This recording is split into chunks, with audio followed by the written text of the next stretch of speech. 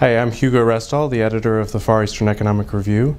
I'm joined today by David Bandurski, a researcher at the China Media Project at Hong Kong University. David wrote an article for the last issue of the review entitled China's Guerrilla War for the Web about the notorious 50-cent party, the paid commentators on the internet in China, paid by the government to put out a pro-government line. Can you tell me a little bit about how that works? I think the first important thing to recognize about the 50-cent party is that they're part of a long-term strategy of change and sort of fine-tuning of the control regimes for the internet in China.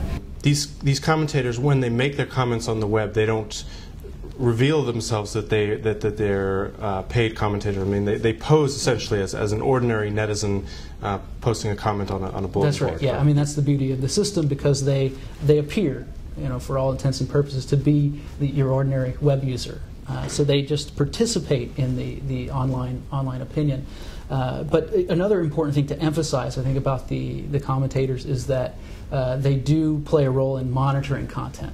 So they're sort of the eyes and ears also of so then they the report something, then it gets taken down. When they see content that's unacceptable, and we know that, of course, that they're trained as well.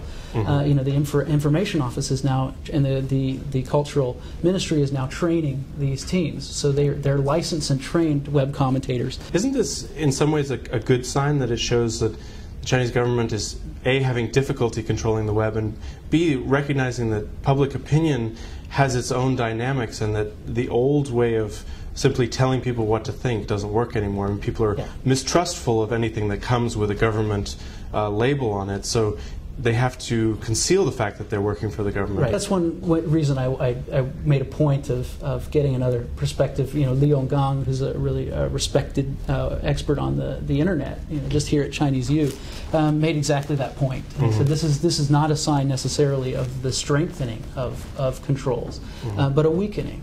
It's a matter of how you see the effectiveness of the method itself. I think on the part of the Chinese leadership, including now Hu Jintao, who said that we being the party, need to create a new pattern of public opinion guidance, and we need to improve our team building. And we know that the Duiwu is the word Chinese for team, the Duiwu Jianshe, they call it, the team building. And there have been a lot of documents out about the building of these web commentary teams. So we know that the building of these commentary teams is part of what he's talking about when he mentions team building for web censorship, for overall media controls. So we know the leadership would like to enhance those controls. They'd like them to be as effective as possible. But it is also important, as you said, that it looks credible. And this is a reflection of the change in the media consumer in China. Before the 90s, we didn't really have media consumers in China. They're much more savvy than they used to be. They're much more savvy now. This has been part of the government's policy as well. They call it the three closenesses, closeness to life, truth, and the people. It may sound, when you directly translate it, like they're talking about better journalism. That's not necessarily what they're talking about. Reporting the truth. That's not necessarily what they mean. But they mean that the news should appeal, or the content should appeal to your average media consumer. They should enjoy reading it.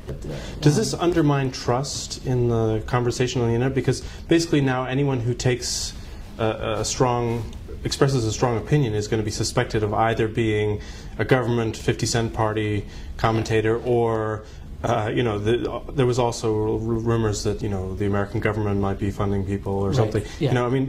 Does everybody now come under suspicion of being paid by somebody or other to take a certain line? I think that's the unfortunate result of this sort of manipulation of the people become even more press. Cynical. That's right, of the press and of the internet. It's manipulation, and of course the other part we have to remember is control, because the party is still very controlling access to websites. There's of course the technical mechanism of the Great Firewall, and the Public Security Bureau has its own team of web policing content, and of course there's a propaganda department. There's this vast system devoted to media control and internet control in China. And to some degree, of course, they all compromise the open process of exchange of information.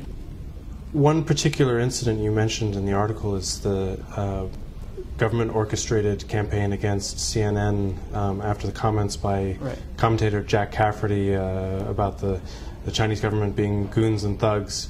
And there was this tremendous uprising of opinion on the internet, which now we know was at least partly orchestrated by the 50 Cent Party. Can you talk about how you learned about that? I talked to an inside source at one of the major sites, one of the most influential sites in China, who talked about this when this happened and sort of the process of what happened, and had a sense of was very disconcerted, I would say, about the way that opinion was manipulated for the Cafferty incident.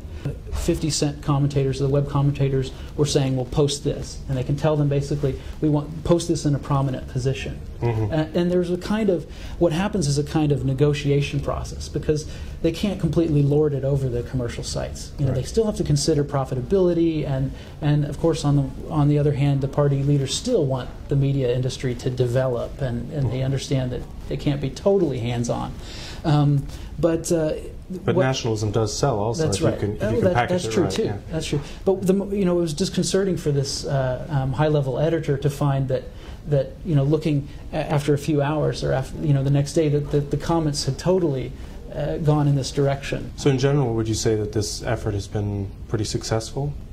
I'm not sure. I really take a wait-and-see attitude, as to how successful this will be. I think that web users are a lot savvier now, and they're getting more and more savvy, and they tend to spot when comments seem to be pro-party. And of course, there are a lot of allegations that thrown around. You're a 50 Cent. That was a 50 Cent post. You see it all the time on the web.